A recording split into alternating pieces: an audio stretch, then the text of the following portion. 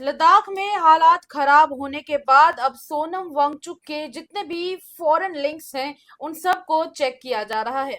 नमस्कार, आप लोगों का स्वागत है द अर्थ न्यूज में और मैं हूं साक्षी सहनी। इस वक्त बड़ी बात करेंगे लद्दाख के बारे में। आप लोग अच्छे से जानते हैं कि पिछले कुछ दिनों से लद्दाख के हालात नॉर्मल से काफी दूर पहुंच चुके हैं। 24 तारीख से शुरू करेंगे, जब लगातार चलने वाले हंगर स्ट्राइक, जिसे 15 दिन हो चुके थे, और उस हंगर स्ट्राइक के बाद इस हंगर स्ट्राइक ने एक उग्र रूप ले लिया, जिसके बाद ये देखने को मिला कि भारतीय जनता पार्टी के दफ्तर के बाहर आग लग गई और उसके बाद वहां के हालात काफी ज्यादा खराब हो गए, जिसे बाद में कंट्रोल करने के लिए पुलिस और बाकी फोर्सेस का सहारा गवर्नमेंट को लेना पड़ा, या फिर यूं कहें कि यूनियन टेरिटरी की एडमिनिस्ट्रेशन को लेना पड़ा। जिसके बाद ये देखने को मिला कि 26 सितंबर के दिन सोनम वांगचुक को डिटेन कर लिया जाता है। इस बारे में आज हम चर्चा करने वाले हैं और सोनम वांगचुक के बारे में भी इसमें खास चर्चा होने वाली है, क्योंकि कहीं ना कहीं लद्दाख की बात करें तो अभी लद्दाख एक बहुत ही सेंसिटिव टॉपिक चल रहा है और अभी पूरे देश की निगाहें लद्दाख के ऊपर बनी हुई हैं और सब देख रहे हैं, सब सोच रहे हैं कि आखिर लद्दाख में सिचुएशन अभी वैसी क्यों है। मेरे साथ इस वक्त जुड़ चुके हैं एनालिस्ट के तौर पर रवीश हांडू जी, आपका बहुत बहुत स्वागत है। धन्यवाद। और इसी के साथ लद्दाख से हमारे संपादक देवेंद्र पाधा जी भी जुड़ चुके हैं। देवेंद्र पाधा जी, नमस्कार। नमस्कार नमस्कार। सबसे पहले तो बात करेंगे कि पिछले दिनों ये जो सिचुएशन बनी, 26 तारीख को ये देखने को मिला कि वहां पर भारतीय जनता पार्टी के दफ्तर के बाहर आग लग जाती है, जिसके बाद इस सिचुएशन को कंट्रोल किया जाता है। और रीजन क्या था कि ये जो इतनी बड़ी सिचुएशन क्रिएट हुई, ये जो लड़ाई की सिचुएशन क्रिएट हुई, उसका सबसे बड़ा रीजन कहीं ना कहीं माना जा रहा था कि जो पिछले दिनों से प्रोटेस्ट चल रहे थे। इसी के साथ प्रोटेस्ट में डिमांड्स क्या थी वो भी आपके साथ हम साझा कर देते हैं। डिमांड्स ये थी, सबसे पहले तो स्टेटहुड की मांग, जो लद्दाख पिछले कुछ दिनों से रख रहा है। लगातार लद्दाख में कुछ बॉडीज हैं जिनका ये कहना है कि लद्दाख को स्टेटहुड दिया जाना चाहिए, जबकि पहले लद्दाख में 2019 से पहले ये डिमांड थी कि उसे एक सेपरेट यूनियन टेरिटरी में तब्दील कर दिया जाए। इसी के साथ अब दूसरी डिमांड ये रखी जा रही थी कि इसे 6th शेड्यूल में इंक्लूड किया जाए। उसके बाद तीसरी डिमांड थी 2 लोकसभा सीट्स और चौथी डिमांड थी पब्लिक सर्विस कमीशन के बारे में, जिनमें से 2 के ऊपर लगातार चर्चा भी की जा रही थी और कहीं ना कहीं ये माना जा रहा था, अटकलें लगाई जा रही थी कि सेंटर की तरफ से इसके ऊपर सपोर्ट मिलने भी वाला है। और उसके बाद जिसे लेकर बाद में फिर 15 दिन के लिए एक हंगर स्ट्राइक चली और इस हंगर स्ट्राइक ने बाद में उग्र रूप ले लिया और लेह फेस्ट के आखिरी दिन ये देखने को मिला कि वहां पर भारतीय जनता पार्टी के दफ्तर के बाहर आग लग गई। हंगर स्ट्राइक जिसकी वजह से खत्म हो गई और इसके बाद सोनम वांगचुक ने भी अपने इस फास्ट को खत्म कर दिया और इसे आखिरी मोड़ दे दिया, रोक दिया इसे। जिसके बाद 25 तारीख को सोनम वांगचुक का एक बयान आता है, जिसमें वो फोन पे बयान देते हुए ये बताते हैं कि कहीं ना कहीं उन्हें इस बात का शक है कि शायद उनके ऊपर पीएसए लग सकता है। जिसके ठीक अगले दिन ये देखने को मिलता है कि 26 तारीख को उन्हें एनएसए के अंतर्गत उन्हें डिटेन कर लिया जाता है। कॉन्सिक्वेंसेज ये देखने को मिल रहे हैं कि लद्दाख में आज चौथे दिन कर्फ्यू लगा रहा। उसके अलावा जो लोग हैं वो कहीं ना कहीं इसकी वजह से बहुत परेशान हैं, लोगों को काफी सारी दिक्कतों का सामना करना पड़ रहा है और ये अब एक नेशनल इशू बन चुका है। देवेंद्र पादा जी, आप उस वक्त और इस वक्त भी वहां पर मौजूद हैं। रही बड़ी बात और बड़ा सवाल कहीं ना कहीं ये है कि पास्ट की अगर बात की जाए तो पास्ट में ये देखने को मिलता था कि सोनम वांगचुक जी खुद भी मोदी जी के साथ बहुत अच्छे टर्म्स पे थे और जब 370 को एब्रोगेट किया गया, यूनियन टेरिटरी में लद्दाख को कन्वर्ट किया गया, तो कहीं ना कहीं उन्होंने खुद भी इस डिसीजन को वेलकम किया था और जो पुरानी डिमांड थी लद्दाख की वो पूरी हुई थी यूनियन टेरिटरी की। उसके बाद हमने कई जगह देखा कि बैनर्स लेकर लोग खुद भी निकले थे कि we are very happy about it, कि हमें यूनियन टेरिटरी दी गई है। पर अब अचानक से ऐसा क्या हो गया कि लद्दाख इस बात के ठीक ऑपोजिट हो गया और अब वो चाहते हैं कि उनको यूनियन टेरिटरी से बदलकर स्टेटहुड दे दिया जाए। ऐसा क्या हो गया अचानक से?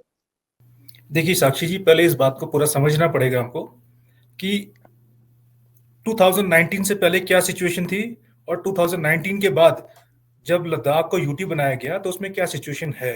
जी। पहले ये माना जाता था कि ये पूरा लद्दाख जेएंडके के अंदर आता था और इसको 370 के अंदर प्रोटेक्शन मिली हुई थी, जी जी जी सेफ गार्ड्स मिले हुए थे। जी वही 2019 के बाद जब इसको यूटी का स्टेटस मिला, तो वो जो सेफ गार्ड्स थे वो 370 के साथ ही चले गए।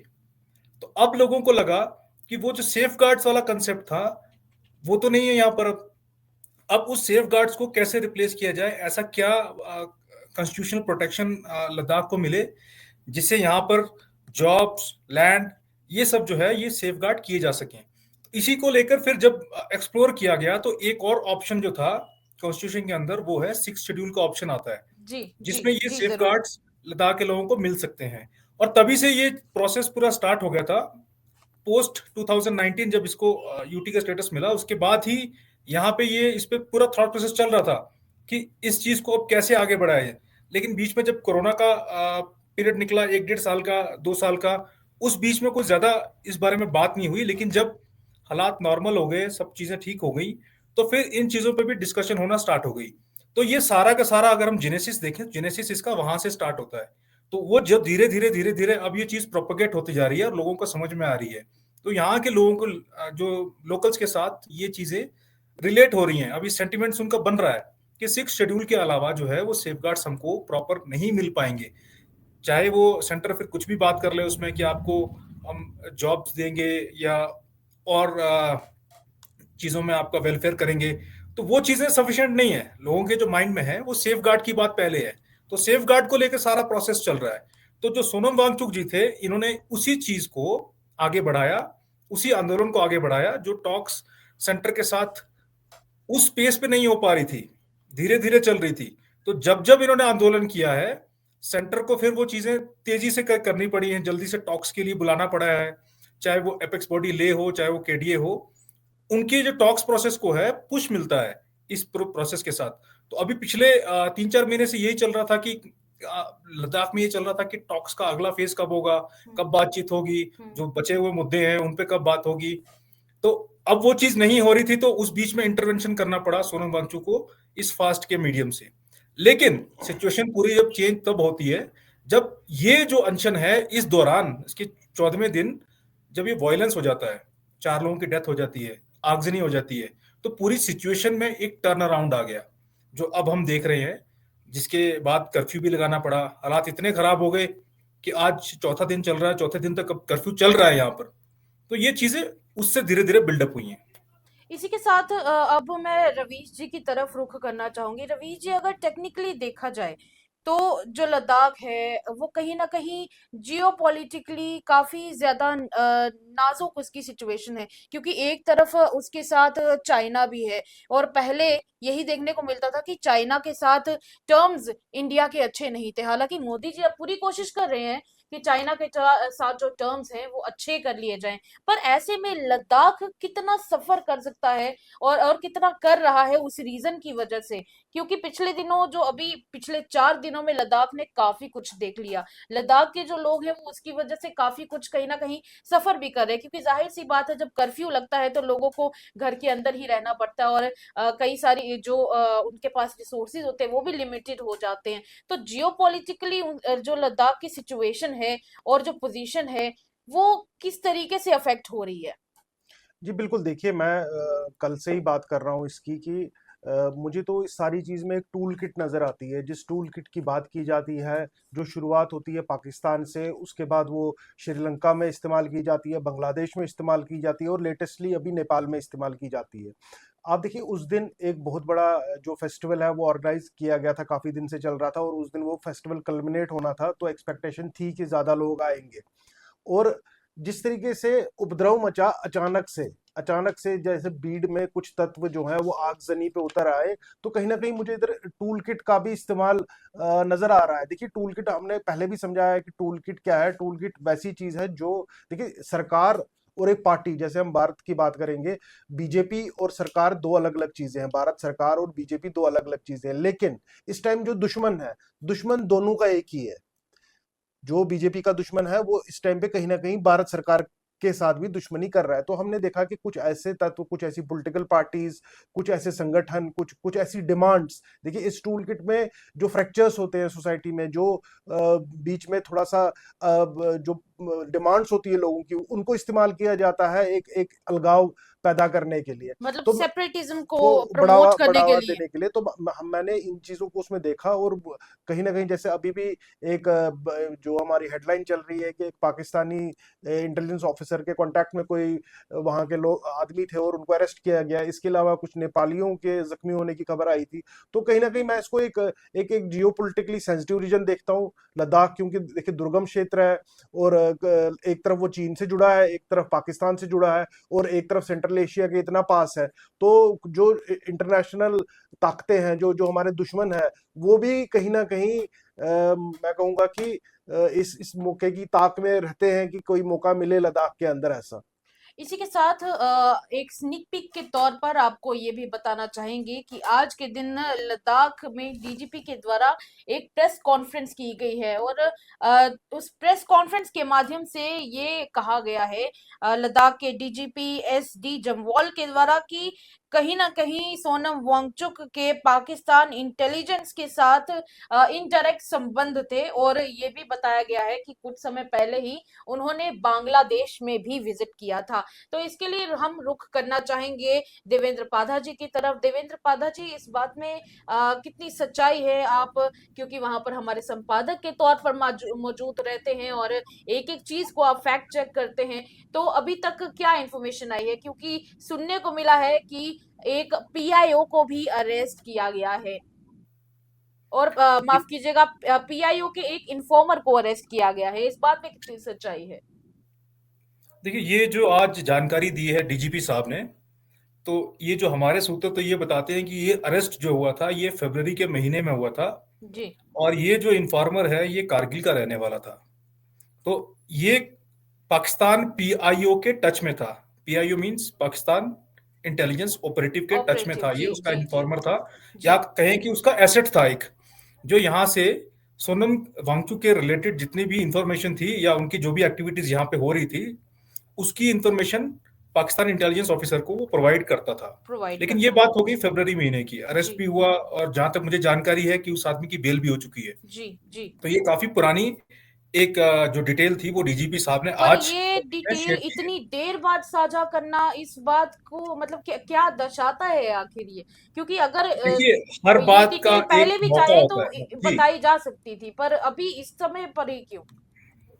देखिए, अभी क्योंकि माहौल उस किस्म का बना हुआ है जहां पे ये जानकारी साझा करना जरूरी हो गया था उनके लिए। जी जी ये बताना बहुत जरूरी था कि जांच इस पे चल रही है, पहले से उनके जो लिंक्स हैं उनको ढूंढा जा रहा है, उस पे जांच चल रही है। चाहे वो उन्होंने, जैसे डीजीपी साहब ने कहा कि एफसीआरए वायलेशंस को लेकर भी सेंटर इस पे जांच कर रही है, और जो सोनम वांगचुक साहब ने जो पाकिस्तान में कॉन्फ्रेंस अटेंड की थी वो भी फरवरी के महीने में की थी, जी और जी उसको लेकर भी जांच चल रही है, और भी इनके जो बाकी लिंक्स हैं उसको लेकर जांच चल रही है। लेकिन अब बात समझना यहाँ पे ये जरूरी हो जाता है कि ये सब चीजें निकल के तब आ रही हैं जब हालात ले में बेकाबू हुए। जी इसके पहले इस पे चर्चा जो थी वो बहुत छुपी हुई चर्चा थी, पर्दे के पीछे चर्चा हो रही थी।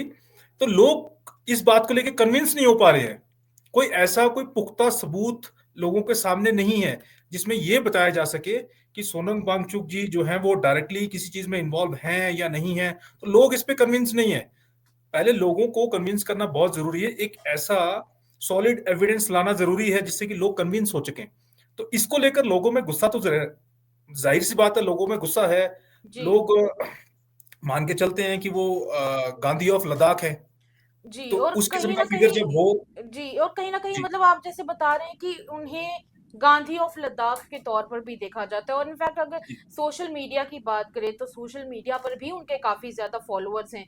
लोग कहीं ना कहीं अब सोनम वांगचुक के साथ में भी हैं, और लद्दाख में भी अगर बात करें, जिस तरह की एक टर्म आपने यूज की है, उसी तरह की एक टर्म और भी सुनने को मिल रही है कि हीरो ऑफ लद्दाख, क्योंकि उन्हें क्लाइमेट एग्जैक्टली। एक्टिविस्ट भी कहा जाता है। और उनका कहना था, क्योंकि जहां तक पुरानी इंफॉर्मेशन की अगर बात करें, जितने भी लद्दाख में सभी सैनिक थे उनके लिए ऐसे टेंट्स का निर्माण उनके द्वारा किया गया, इन्वेंशन किया गया था जिन टेंट्स के अंदर वो अपने आप को गर्म महसूस कर सके, क्योंकि जाहिर सी एग्जैक्टली। बात है वहां पर जिस तरीके की ठंड पड़ती है वो बर्दाश्त नहीं की जाती है। तो उन इन्हीं रीजंस के चलते, और जिस तरीके से फिल्म भी बनाई गई थी थ्री इडियट्स, उस सब चीजों के और उन प्रोजेक्शंस के चलते भी उनको हीरो ऑफ लद्दाख कहा जाता है। तो क्या उनके डिटेंशन के बाद, उनको डिटेन किए जाने के बाद लद्दाख में जो लोग हैं वो कहीं ना कहीं अब अपने आप को गुस्से में महसूस कर रहे हैं, या किस तरह का महसूस कर रहे हैं? क्योंकि आप भी जाते होंगे, लोगों से कई बार बीच बीच में बातचीत तो होती ही होगी चलते फिरते। क्या आपको लगता है कि वहां के लोगों के किस तरह के सेंटिमेंट्स हैं उनके डिटेन हो जाने के बाद? देखिए, लोगों में बहुत नाराजगी है इस चीज को लेकर, क्योंकि सोनम वांगचुक पिछले 2 साल से लद्दाख की एजिटेशन को लीड कर रहे हैं। जी। और जब जब वो आगे आते हैं तब तब सेंट्रल गवर्नमेंट को मजबूर होना पड़ता है टॉक्स प्रोसेस को तेज करने में। तो जितनी अचीवमेंट्स अब तक हुई हैं उसमें हम मान के चलें कि एक एज ए कैटलिस्ट का काम किया है सोनम वांगचुक ने। और लोग जो हैं, लोग बहुत चाहते हैं इनको, लोग बहुत एडमायर करते हैं। तो आप प्रशंसक बहुत हैं यहाँ पर, यहाँ पे नहीं पूरी दुनिया भर में इनकी बहुत प्रशंसक है, पूरे देश में प्रशंसक हैं। तो ये जो चीजें, जो एलिगेशंस उन पे लग रही हैं, इसका कोई सॉलिड एविडेंस अब तक निकल के नहीं आया है। अगर तो ये वायलेंस नहीं होता, ये 4 मौतें नहीं होती और तकरीबन 100 के करीब लोग इंजर्ड नहीं होते, तो शायद इनका अरेस्ट भी नहीं होता। लेकिन हालात ऐसे बन गए, हालात ऐसे बेकाबू हो गए कि अब सारा फोकस जो है वो इनके ऊपर आ गया और इनको डिटेन करना अंडर एनएसए बहुत जरूरी हो गया देखिए, गवर्नमेंट के पॉइंट ऑफ व्यू एनएसए से। एनएसए से मुझे याद आया पादा जी, एक चीज और भी अभी अटकलें लगाई जा रही हैं कि देखिए, पब्लिक सेफ्टी एक्ट तो जब लगता है, पीएसए जब लगता है, तो वो तो इसलिए है कि क्योंकि जो इंसान है वो कहीं ना कहीं लोगों की सिक्योरिटी पर एक बहुत बड़ा खतरा है। उसकी वजह से लोगों को नुकसान पहुंच रहा है, चाहे फिजिकली हो या मेंटली हो, जो भी हो। और जब नेशनल लगा तो मतलब कि नेशन के लिए पूरे, जहां तक समझ में आ रहा है। तो क्या ये जो एनएसए लगा है ये उनकी स्पीचेस की वजह से लगा है, या फिर उनके जो फॉरेन लिंक्स की बात चल रही है उसकी वजह से लगाया जा रहा है? क्या इसमें समझा जा सकता है? फिलहाल जो, अगर आप जो गवर्नमेंट की तरफ से प्रेस नोट इशू किया गया है उसको आप ध्यान से देखें, जी तो जी। उसमें ये साफ साफ लिखा गया है कि it has been observed that Shri Sonam Wangchuk has been indulging in activities prejudicial to the security of the state and detrimental to maintenance of peace and public order, especially because of his provocative speeches. जी जी। Because of his provocative provocative speeches. Speeches, जी जी, तो इसमें आप provocative देखिए speeches. Point बड़ा साफ पॉइंट लिखा गया है कि उनकी स्पीच में है इतनी प्रोवोकेशन है कि हालात यहाँ के खराब हो सकते हैं। तो ये पॉइंट बनाया गया है। तो अब यही बात मैं आपको बता रहा हूं कि कोई ऐसा सॉलिड एविडेंस नहीं है जो ये स्टैब्लिश कर सके कि उनके कहीं हमारे जो एनिमी नेशंस के साथ कुछ ऐसे रिलेशंस हैं। ये सिर्फ थ्योरेटिकली चल रहा है, इसको स्टैब्लिश अभी ना किया गया है ना अभी ये हुआ है। तो इसी को लेकर लोगों को गुस्सा ये है कि जो टाइमिंग है, अरेस्ट की टाइमिंग है, अगर उनके लिंक्स थे, एफसीआरए वायोलेशंस थी, तो ये जो इंस्टीट्यूशन वो चला रहे हैं पिछले 30 साल से चला रहे हैं। जी, तो पिछले वो तो है। 30 साल से सरकार क्या कर रही थी? अगर उनके इतने लिंक्स थे एनिमी नेशंस के साथ, तो पहले एक्शन लेना चाहिए था। जब से वो पॉलिटिकली लोगों को रिप्रेजेंट करना शुरू किए इस एजिटेशन में, तब से गवर्नमेंट भी एक्टिव हो गई। तो हमें 2 पॉइंट्स को लेके चलना है। एक व्यू पॉइंट गवर्नमेंट का है जो वो जस्टिफाई कर रहे हैं इनके अरेस्ट को, और एक व्यू पॉइंट पब्लिक का है जो कह रहे हैं कि ये गलत हुआ है। तो एक ये हम स्नीक पीक के लिए मैं बैलेंस आपके करना पास पड़ेगा। आपसे एक थोड़ी सी इजाजत लेना चाहूंगी, एक छोटे से स्नीक पीक के लिए।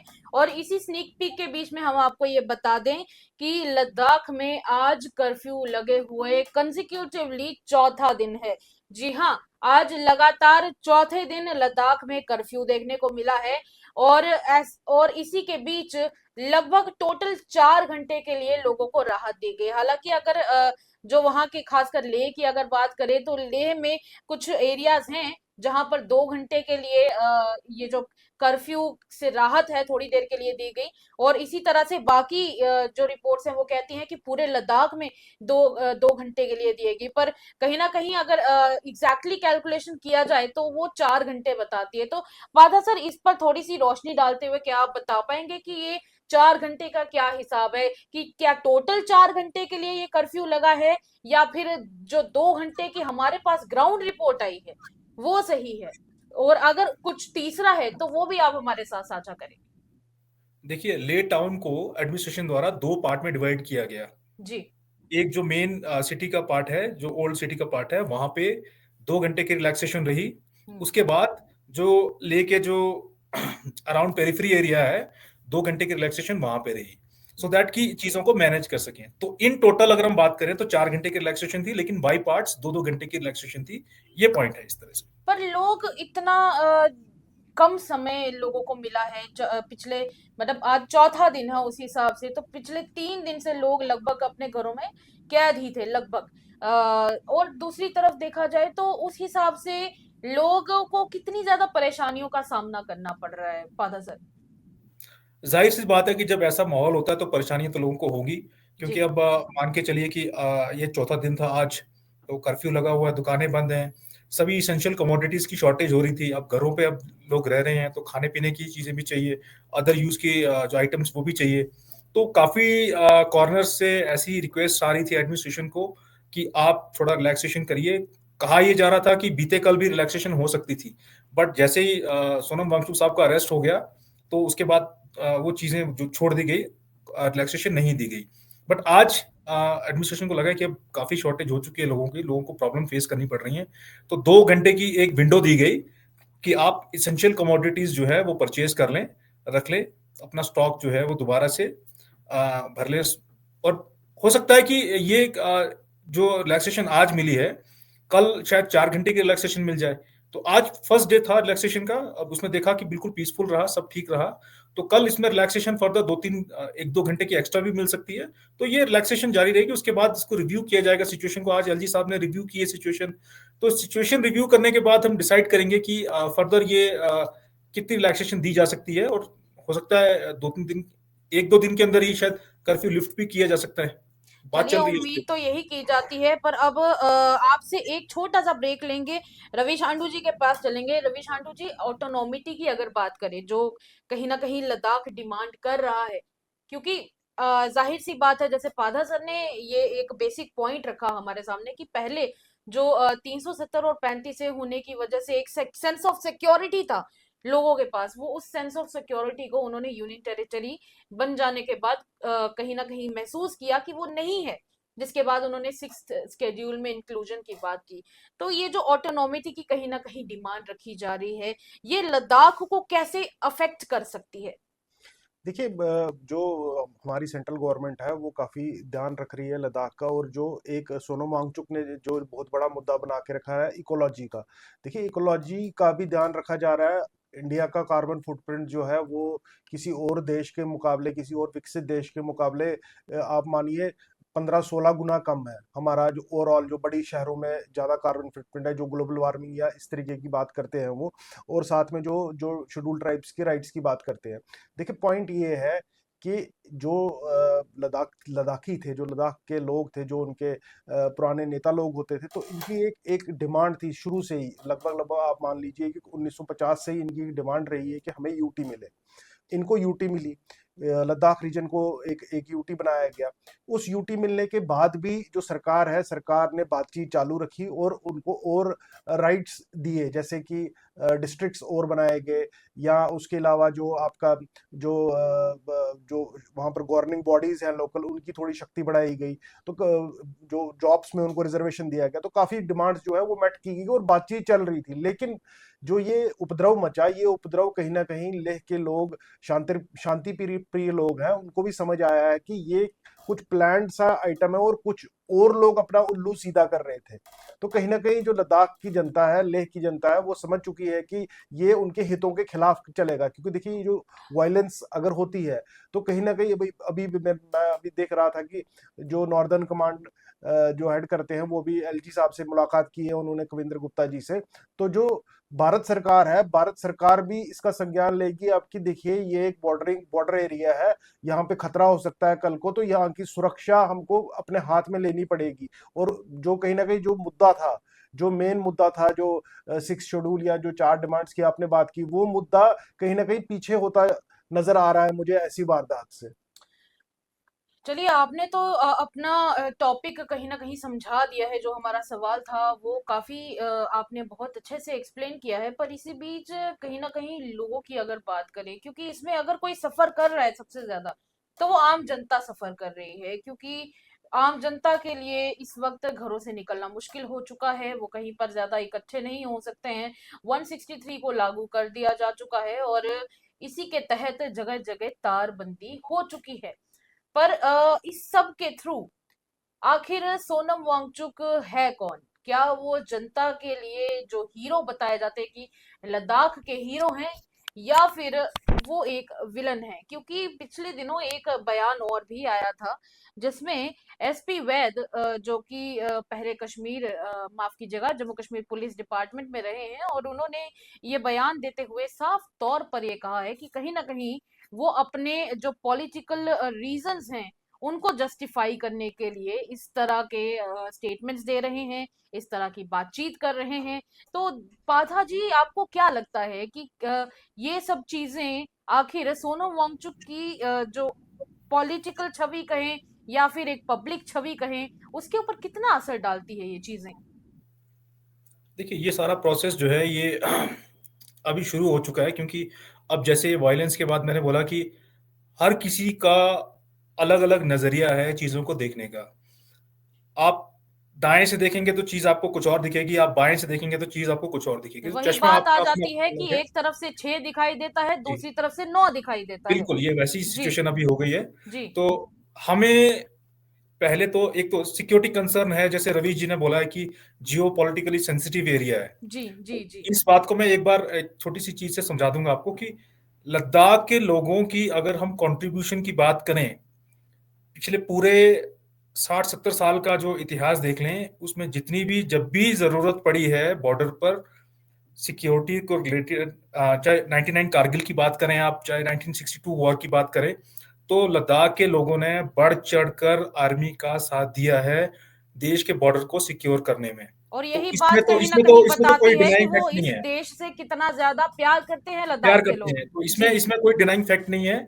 तो कि इनकी कंट्रीब्यूशन जो है वो बहुत ज्यादा है, एग्जाम्पलरी कंट्रीब्यूशंस हैं, जी जान से पूरी इन्होंने कोशिश की है।